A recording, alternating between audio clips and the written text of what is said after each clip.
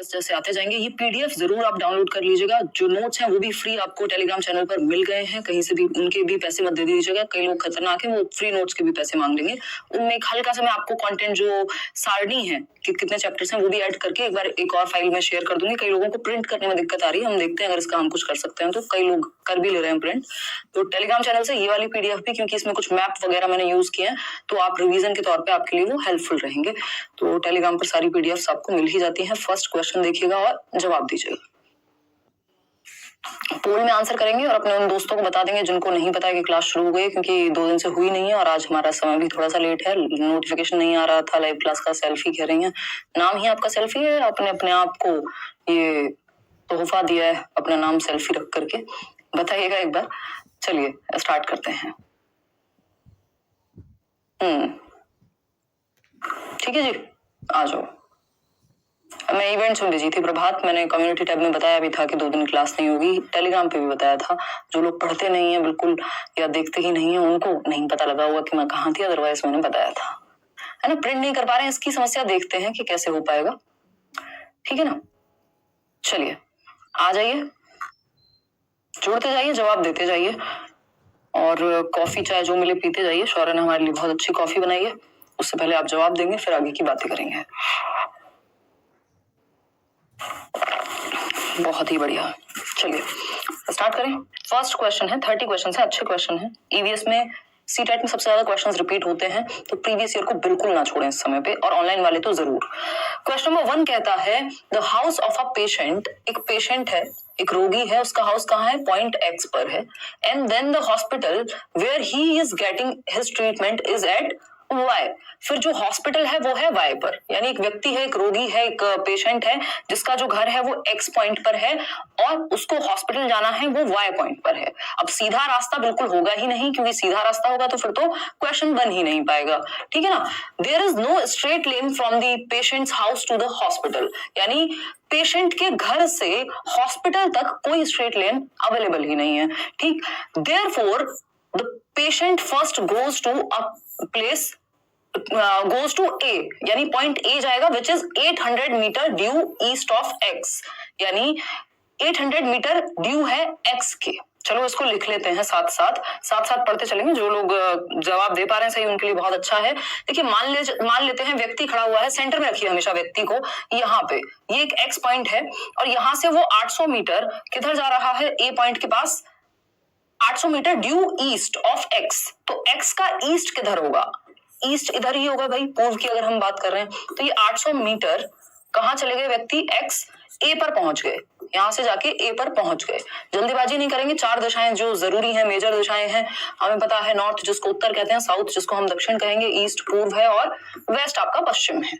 ठीक है, ये हम ध्यान में रखेंगे। इसके बीच में होता है नॉर्थ ईस्ट, जहां पे आपकी नॉर्थ ईस्टर्न स्टेट मिलेंगे आपको। यहाँ होगा साउथ वेस्ट, ये बिल्कुल बेसिक है, फिर भी मैं रिपीट कर दे रही हूँ, साउथ ईस्ट, क्योंकि इन क्वेश्चंस को छोड़ के नहीं आना। कई लोग ऐसे होंगे जिनको इन क्वेश्चंस से पहले देख के भाग जाते होंगे। फिर आता है इन दोनों के बीच में, नॉर्थ और वेस्ट के बीच में नॉर्थ वेस्ट। ठीक है जी, ये 8 मुख्य चीजें हैं जो हमें ध्यान रखनी है यहाँ। तो ये व्यक्ति 800 मीटर ईस्ट चल के पहुंच गया ए पॉइंट पर, ठीक, of X, then goes to B. अब इसको बी पे जाना है, ए पे रुक के कहाँ काम चलेगा, वाई तक पहुंचना है, हॉस्पिटल तक पहुंचना है। तो B point which is 600 metre due south of A, यानी 600 मीटर ड्यू है किधर, साउथ की तरफ। बी पॉइंट साउथ में, साउथ तो भाई नीचे ही जाना होगा, सिंपल सी बात है ना। 600 मीटर ड्यू साउथ बी पर पहुंच गया ये व्यक्ति। ठीक है, जो पेशेंट था, देख लो कितना मेहनत करके जाना पड़ रहा है बीमारी में भी बेचारे को। ठीक, फिर उसके बाद क्या होगा, उसके बाद ये होगा कि कह रहे हैं अब सी पे भी जाएगा। पेट नहीं भर रहा, पॉइंट से पॉइंट घुमा रहे हैं बेचारे बीमार व्यक्ति को। Then to C which is 150 metre due west of B, यानी फिर वो कहां जाएगा, सी तक पहुंचेगा which is 150 metre due west of B, यानी वेस्ट के कितने हैं, 150 मीटर बी पर है। अब बी का जो वेस्ट है 150 मीटर, वो इधर होगा कि इधर होगा। नॉर्मली ईस्ट हमारा इस साइड है और वेस्ट इस साइड है। अब वेस्ट इसका इस साइड नहीं हो सकता, क्योंकि इसका जो फेस है वो ऐसे खड़ा हुआ है। जब वो नीचे ऐसे खड़ा हुआ है साउथ की तरफ से, तो उसका वेस्ट फिर यहाँ इस तरफ चेंज हो जाएगा, हमारा ईस्ट और उसका वेस्ट होगा। ठीक है, 150 मीटर ही जाएगा, ज्यादा दूर नहीं। ठीक, और ये पहुंच गया सी पॉइंट पर। 3 जगह घुमा चुके हैं हम बेचारे व्यक्ति को, विच इज 150 मीटर ड्यू हो गया, and finally reaches the hospital Y which is 100 metre due north. तो नॉर्थ तो ऊपर ही होगा, सी के नॉर्थ में है 100 मीटर, तो सी का नॉर्थ जो है 100 मीटर वो यहाँ कहीं होगा, ये 600 मीटर है, 100 मीटर नॉर्थ सी, और अब कहाँ पहुंच गया, ये वाई पर पहुंच गया जो कि हॉस्पिटल था। अब इतना भी आपने सॉल्व कर लिया और लास्ट की लाइन ध्यान से नहीं पढ़ी तो इन क्वेश्चंस में 1 नंबर मजाक मजाक में चला जाता है। ठीक है, मजाक मजाक में 1 नंबर चला जाता है यदि हमने लास्ट की लाइन ध्यान से नहीं पढ़ी। हमें पता है ये है पॉइंट एक्स जो है व्यक्ति का होम। ठीक, ये प्रैक्टिस से थोड़ा इजी हो जाएगा, इतनी देर नहीं लगेगी, ये तो हम टाइम लेके कर रहे हैं इसको। और ये है हॉस्पिटल वाई। अब हमें ये देखना है क्वेश्चन ने क्या पूछा है, वाई से एक्स की तरफ पूछा है या एक्स से वाई की तरफ, यानी हॉस्पिटल टू होम पूछा है या होम टू हॉस्पिटल, क्योंकि दिशा बदल जाएगी क्वेश्चन का आंसर चेंज हो जाएगा। ठीक, तो हमसे पूछा है यहाँ क्वेश्चन में हम देखेंगे with respect to the hospital the direction of the patient's house is, यानी कि अस्पताल के सापेक्ष रोगी के घर की सही दिशा क्या है। अस्पताल से पूछा है, हॉस्पिटल से कहां पेशेंट के हाउस की दूरी पूछी है। ठीक है, हॉस्पिटल से पेशेंट के हाउस की दूरी पूछी है, यानी हॉस्पिटल से घर किधर है, ये नहीं पूछा घर से हॉस्पिटल किधर है। तो अब यहां गड़बड़ हो जाएगी, कई लोग अभी भी 40% लोग गलत आंसर दे रहे हैं। हॉस्पिटल यानी यहां से घर किस साइड है, तो घर पहले तो नॉर्थ जाना पड़ेगा, ऊपर नॉर्थ जाएगा ना व्यक्ति ऊपर की तरफ, और फिर वेस्ट जाएगा। ठीक, तो नॉर्थ वेस्ट में है घर, नॉर्थ वेस्ट में है, और अगर दूरी आप निकालेंगे, वैसे दूरी यहाँ पूछी नहीं है, तो 500 मीटर ये है आपका बचा हुआ, और 950 मीटर ये हो गया, तो मतलब वो 1000 प्लस तक पहुंच जाएगी जो दूरी होगी। बट दूरी ऐसे पूछता नहीं है इतनी उलझा करके, दूरी जब पूछता है तो बहुत इजी होता है कि बस आपको इतना ही कैलकुलेट करना होगा। तो north west should be the right answer, यानी उत्तर पश्चिम। बी ऑप्शन दे रहे हैं 40% लोग, जो कि गलत है। साउथ वेस्ट नहीं हो सकता ना, साउथ वेस्ट वो कहेगा जो यहां से देख रहा होगा कि घर से होम से अगर आप हॉस्पिटल देख रहे हैं तो साउथ नजर आएगा आपको, लेकिन हॉस्पिटल से होम देखना है तो नॉर्थ हो जाएगा। तो आंसर जो है आपका नॉर्थ वेस्ट है। कितने परसेंट लोग सही दे पा रहे हैं देखिए एक बार, सिर्फ 24% लोग। ठीक है जी, डी ऑप्शन, डी ऑप्शन। ये रोक के यहाँ वीडियो आराम से, पहले वो जो मैंने वो बनाया है उसको पॉज करके आप पढ़ लीजिएगा।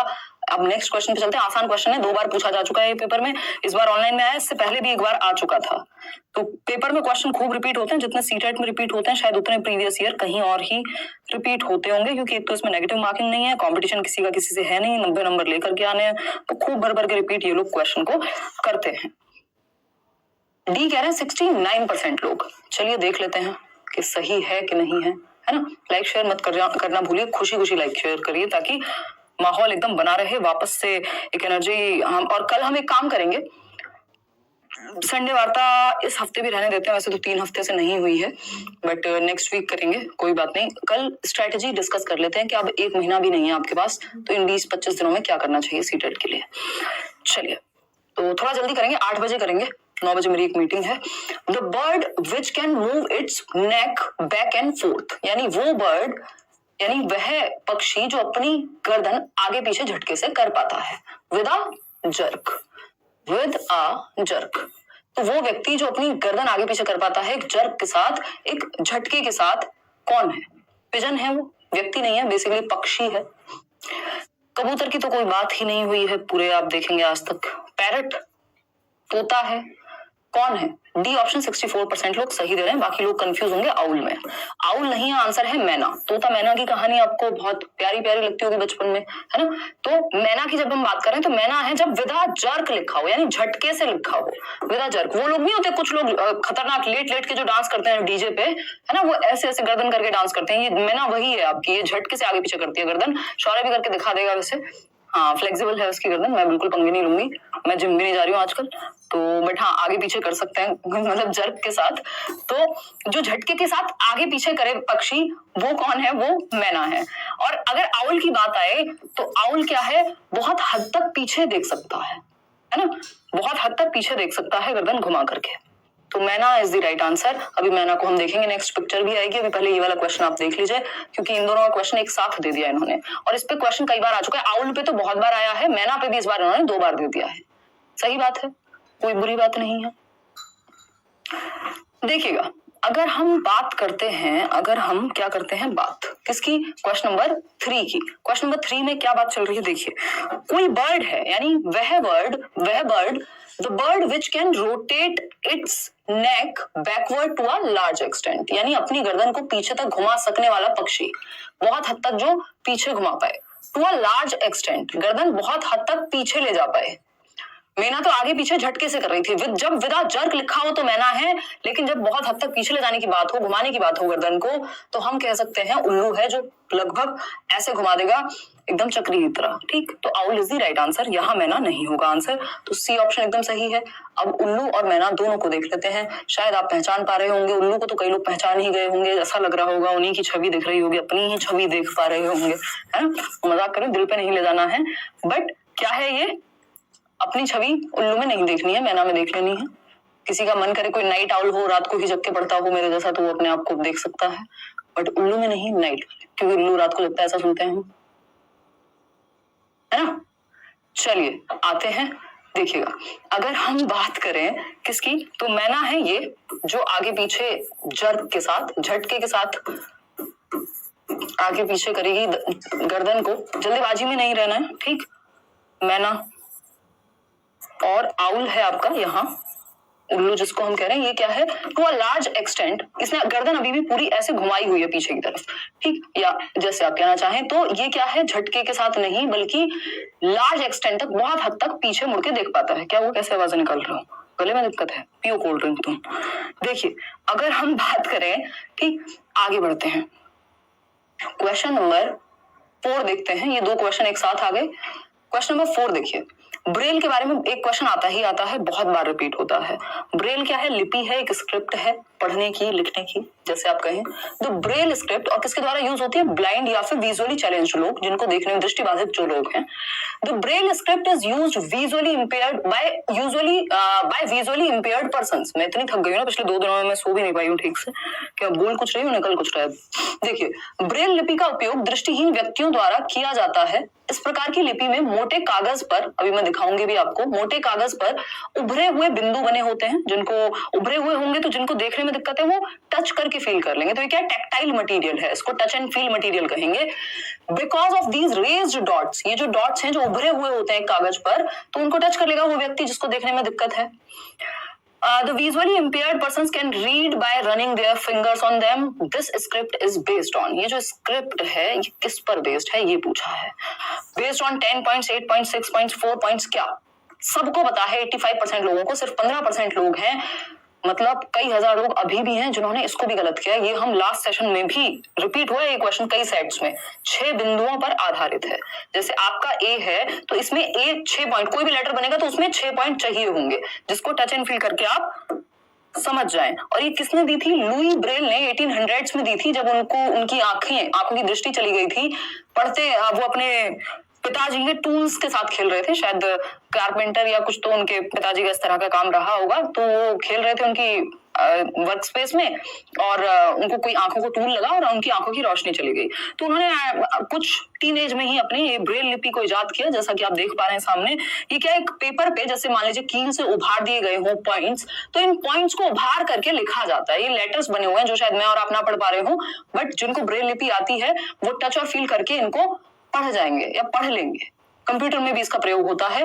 तो दी किसने, लुइस ब्रेल, 1800s में उनकी आंखों में दिक्कत हुई थी और उन्हीं के नाम पे इसका नाम ब्रेल लिपि पड़ा है। 6 रेज्ड डॉट्स होते हैं, याद रखेंगे, उभरे हुए पॉइंट्स हैं, ऐसा नहीं है फ्लैट नहीं है, रेज्ड डॉट्स, ठीक है, 6 रेज्ड डॉट्स, क्लियर है।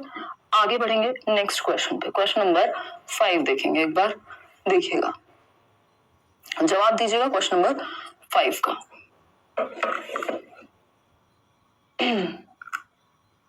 टेस्ट सीरीज का ऑप्शन आपको दिख जाएगा उधर करियर लैब पर। प्रियंका सिंह क्या कह रही है, hello ma'am, you are so nice person, test में 93 आ रहा है, आगे के लिए क्या करूं, please answer me please, you are so sweet, आप परफेक्ट हो। धन्यवाद प्रियंका। प्रियंका, टेस्ट से ज्यादा ध्यान अभी इस बात पे देना है कि जितना हो सके प्रीवियस ईयर को एनालाइज करो, एक एक टॉपिक जो प्रीवियस ईयर में है वो आपको अच्छे से आता हो, नंबर अपने आप आ जाएंगे फिर, ठीक है। क्योंकि इसमें ऐसा नहीं आपको कोई टाइम मैनेजमेंट बहुत ज्यादा सीखना है ना, बहुत ज्यादा नहीं सीखना पड़ेगा, बट 2-4 टेस्ट अगर दे लिए हैं तो ठीक है, अब ज्यादा परेशान नहीं होना, देते रहो, बट कॉन्फिडेंस अगर डाउन हो रहा है तो छोड़ दो उस चीज को और फोकस करो कि आपको जितने भी एनालिसिस पे फोकस करना है उस क्वेश्चन पेपर के, कि एनालाइज करके आपको पता हो कि गलती कहाँ हो रही है किस तरह के सवालों में। There is a state in our country, यानी हमारी कंट्री में एक स्टेट है, और हिंदी इंग्लिश के पैसेज पे फोकस करो, वहां से नंबर बढ़ेंगे। There is a state in our country where in rural areas villages, यानी जो विलेजेस हैं हमारे देश में, बिकॉज ऑफ हैवी रेन्स, जहां पर बारिश ज्यादा होती है, the houses are made almost 3 to 3.5 metre above the ground. यानी वो एरियाज हमारे देश में, वो राज्य ग्रामीण क्षेत्रों में जहां भारी वर्षा होती है, 3 से 3.5 मीटर की ऊंचाई पे, यानी 10 से 12 फीट की ऊंचाई के ऊपर बने हैं, जमीन से 10-12 फीट ऊपर बने हुए हैं। In the insides of the houses are made of wood, wood से बने हुए हैं, बैम्बू पिलर्स पर ये हाउसेज खड़े हुए हैं, यानी बांस के खंभों का उपयोग करके इनको जमीन से ऊपर उठा करके बनाया गया है। और ये कहां पर मिलेंगे, तो ये क्वेश्चन भी बहुत बार रिपीट हुआ है। स्कूल कैसे जाते हैं एक चैप्टर है, फर्स्ट ही चैप्टर आपको नोट्स मिल जाएंगे जल्दी ही ईवीएस के। पुराने वाले लोगों के पास तो ईवीएस के इंग्लिश मीडियम वाले नोट्स होंगे भी, बट और आपको एक रिवाइज्ड नोट्स दे देंगे। असम की जब हम बात कर रहे हैं, यानी असम ऐसी जगह है जहां बारिश भरपूर होती है, तो ग्राउंड से, जमीन से 10-12 फीट 11 फीट ऊपर 3 से 3.5 मीटर की ऊंचाई पर घर बनाए जाते हैं, ताकि बैम्बू पिलर्स पर, ताकि बारिश में वो घर ना डूब जाए। ठीक है, देख पा रहे हैं आप ये, जैसे यहाँ जो है ये असम का एक घर है, और असम में अगर हम बात करें तो ये 10 से 12 फीट की ऊंचाई पे ये बैम्बू पिलर्स है, बांस के खंभे हैं जिनके ऊपर घर बने हुए हैं, ऊपर तक खंभों पे ही है, नीचे का जो स्पेस है वो जमीन से 3-3.5 मीटर ऊंचे बनाए गए हैं, क्योंकि जब बारिश आएगी तो ये बच जाएगा, जो घर है उसके अंदर पानी नहीं जाएगा। ये आप देख रहे हैं यहाँ पे हल्का सा बैम्बू अभी भी ऊपर है, समझ पा रहे हैं, तो यही घर है, बस बारिश आ गई है। ठीक, तो आंसर क्या था, डी यानी असम। देखेंगे, आगे बढ़ेंगे, असम इसका आंसर था। क्वेश्चन नंबर 6 देखिएगा, बहुत ही आसान क्वेश्चन, जिम कॉर्बेट के बारे में बात कर रहे हैं।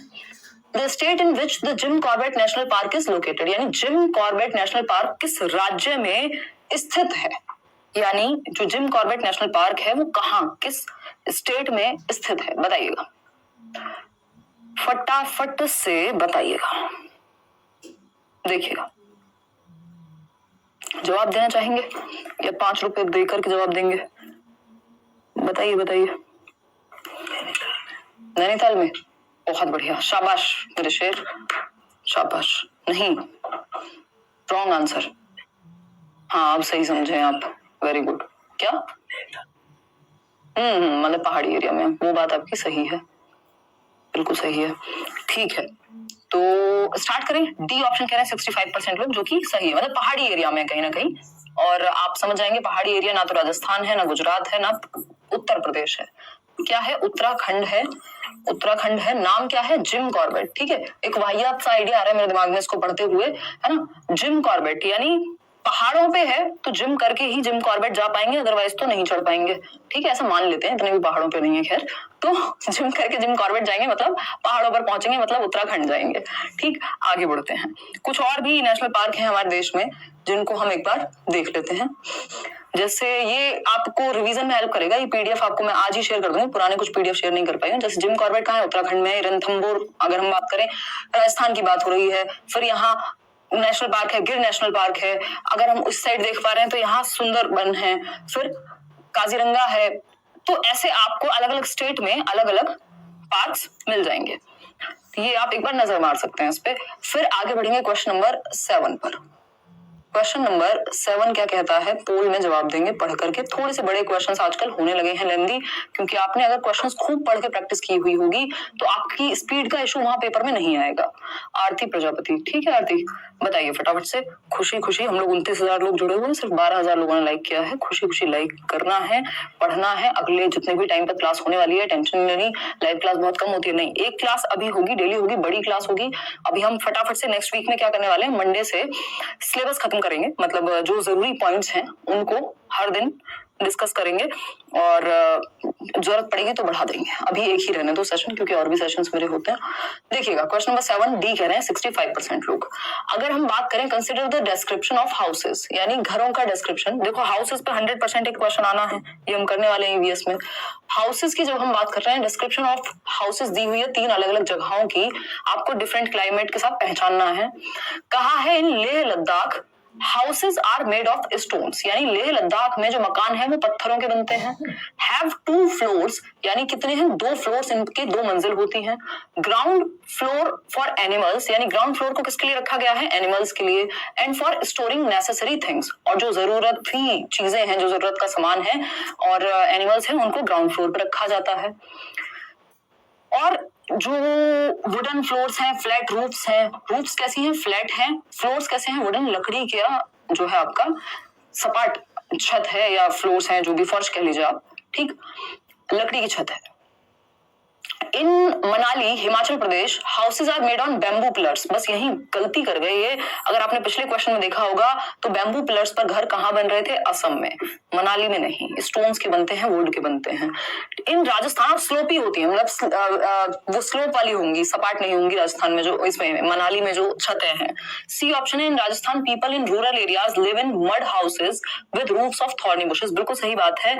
जो थॉर्नी बुशेस हैं, कंटीली झाड़ियां हैं, उनसे मकान बनाया जाता है राजस्थान में, जो छत है उसकी, और मड का प्रयोग करके, यानी मिट्टी का प्रयोग करके, चिकनी मिट्टी और इन सब का जो भी प्रयोग करेंगे और घर बनेंगे। ये हम पढ़ चुके हैं। ए और सी सही है, बी गलत है। तो डी 74% लोग सही कह रहे हैं, यानी ए और सी तो सही है, तो ओनली ए, ओनली सी, ए और सी, ए और बी नहीं, ए और सी, तो D option is the right answer over here. ठीक है, इतनी बात क्लियर है, इतनी बात। आगे बढ़ेंगे क्वेश्चन नंबर 8 पर। पढ़िएगा, आसान सा क्वेश्चन है, जल्दी से सॉल्व हो जाएगा, बहुत आसान क्वेश्चन कहेंगे हम। देखिए, consider the following organisms, crocodile, एक लिस्ट दी हुई है और ऑड वन आउट पहचानना है आपको, यानी जो दूसरों से अलग हो। ठीक है, बताइएगा। मैथ वाली क्लास बहुत कम होती है, करा देंगे ज्यादा, अभी सर की थोड़ी सी तबीयत डाउन है, मैं एक बार आज बात कर लूंगी, करा देंगे। कंसिडर द फॉलोइंग ऑर्गेनिजम्स, कुछ जीव हैं, जैसे कि कौन से जीव हैं वो, क्रोकोडाइल यानी मगरमच्छ, क्रो यानी क्वा, डक, आगे बढ़ेंगे, बत्तख के बाद है फिश यानी आपकी मछली, और टॉर्टोइज जिसको हम कछुआ कह रहे हैं। सबका थोड़ा थोड़ा संबंध पानी से है, क्रोकोडाइल भी पानी में रह लेता है, क्रो तो नहीं रह पाता है, बिल्कुल सही कह रहे हैं शौर्य सिंह, है ना। क्रो क्या है, वो पानी में नहीं रहता, पानी में थोड़ी ना देखा होगा कौवा तैरता हुआ आप उठा के ला रहे हैं, बेहोश हो गया, पानी में चला गया था, पानी में नहीं जाएगा। ठीक, डक जो है उसका पानी से संबंध है, फिश का भी पानी से संबंध है, टॉर्टोइज का भी पानी से संबंध है, लेकिन क्रो का कोई संबंध नहीं है। तो आंसर क्या हो गया, यही ऑड वन आउट है। ठीक है जी। अब यहाँ पे लिख देता उड़ने वाले पक्षियों की बात हो रही होती है और फिश लिख देता तो वो अलग हो जाता, भाई फिश को कब उड़ते हुए देखा आपने। ठीक, आगे बढ़ेंगे, क्वेश्चन नंबर 9 देखिएगा एक बार। इस तरह के क्वेश्चंस बहुत ही ज्यादा बढ़ गए हैं आजकल पेपर में आपके। किस तरह के, इनको मैं कहती हूँ वो जो मीम नहीं चलता, जब रामायण बहुत चल रही थी हम लोग देख रहे थे बचपन में भी, खैर हम लोगों ने काफी देखी है, बट लॉकडाउन के टाइम पे तो आजकल मीम का जमाना है, तो इंटरनेट पे एक मीम वायरल हुआ था बहुत, है ना, कि ये दुष्ट प्राणी है प्रभु, इसके पेट पर बाण मारिए, तो ऐसा कुछ था मतलब। तो कुल मिला के पहले क्वेश्चंस जो है आसान बनते थे, सीधे बनते थे। अब क्या हुआ है कि अब क्या ऐसे नहीं मरने वाला, है ना, कि ये क्वेश्चन तो सॉल्व हो जाएगा, आसान पूछ लिया तो सीधे सीधे पूछ लिया, कितने पॉइंट्स होते हैं ब्रेल में, एक काम करो 4 ऑप्शन और डालो, 4 से काम नहीं चल रहा, पेट में बाण मारो प्रभु, तब जाके काम चलेगा। तो ये बाण वाले क्वेश्चंस हैं जो आपको थोड़ा सा और मुश्किल करते हैं चीजों को, या और परेशान करते हैं। देखिएगा, खैर ये मजाक की बात हुई। नोट्स से पढ़ के एक बार आरती और फिर देखो उसको सेशन को दोबारा देखिएगा। अगर हम बात करें, और प्रीवियस ईयर को बिल्कुल मत छोड़ना आरती, प्रीवियस ईयर जरूर कर लो, चाहे दुनिया के किसी कोने से पढ़ा हो आपने। सी ऑप्शन कह रहे हैं 68% लोग। देखते हैं, अ हर्ड में have 20 to 25 female elephants and young ones. याद कीजिए, हाथी वाला चैप्टर है, आपके नोट्स में भी गिवन है, अभी हिंदी मीडियम वाले नोट्स भी मिलेंगे, उसमें भी गिवन होगा। Male elephants live in the herd till they are 4 or 5 years old. An adult elephant can eat more than 100 kg of leaves and twigs, ये बात सही है। एलिफेंट हर्ड में जो ओल्डेस्ट फीमेल होती है उसी की चलती है, ये बात भी सही है। 68% लोग सी उत्तर दे रहे हैं, सी एंड डी को सही मान रहे हैं।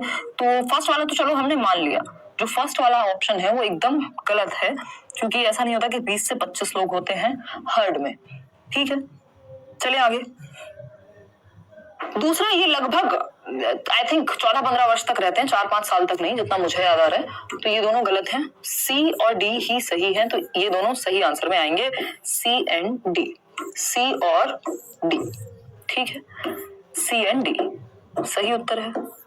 आगे बढ़ेंगे, क्वेश्चन नंबर 10 देखिएगा। बी कीपिंग, ये इतना रिपीटेड क्वेश्चन है हर बार। वो जो एक अमृता वाला चैप्टर है ना, आई थिंक, जिसमें वो बी कीपिंग की बात होती है, तो बी कीपिंग पे क्वेश्चन हर बार आता है कि मधुमक्खी पालन का कौन सा समय है, बिहार में मधुमक्खी पालन होता है, और शहद की बात होगी उसमें, और कब से कब तक होता है, ये तो बहुत बार पूछा जा चुका है। बताइएगा, जवाब दीजिएगा।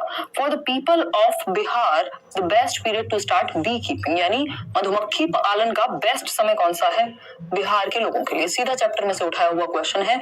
अक्टूबर टू दिसंबर, जब आपका पेपर हो रहा हो उसी के आसपास याद रखिएगा कि अभी सर्दियां चल रही हैं, तो सर्दियों में ही, मतलब सर्दियां आते आते अक्टूबर टू दिसंबर बेस्ट समय है बी कीपिंग का, मधुमक्खी पालन का। ठीक है, 80% लोग क्या अप्रैल टू जून बोल रहे हैं।